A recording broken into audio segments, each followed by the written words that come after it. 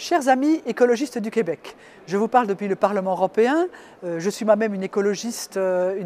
belge, élue au Parlement européen et vice-présidente du Parlement européen.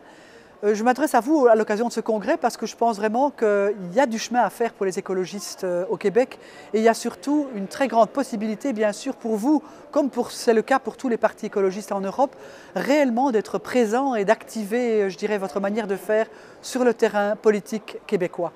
Je pense que ça demandera sans doute, et ça c'est votre business, de l'organisation, un travail meilleur du point de vue de la structuration de votre parti, et ça c'est l'objet de votre congrès, mais aussi sans doute une vraie présence sur l'ensemble des terrains politiques sur lesquels les Québécois vous attendent. Non seulement les questions environnementales, bien sûr, elles sont nombreuses et importantes, et le cœur même, je dirais, du travail des écologistes, mais aussi sans doute sur des questions politiques plus générales, sur la question souverainiste qui est extrêmement importante et présente au Québec. Et je vous le dis de façon très simple, y compris en Europe, nous avons aussi des partis écologistes qui travaillent au plus près de toutes sortes de questions qui ne sont pas strictement écologistes au sens strict, mais qui sont très proches et très nécessaires dans la vie politique. Que ce soit les réformes institutionnelles, le développement économique bien sûr, la façon de faire de l'écologie la transition ou le tremplin pour un réel redéploiement économique et en particulier dans ces périodes de crise économique assez sensibles pour pas mal de gens.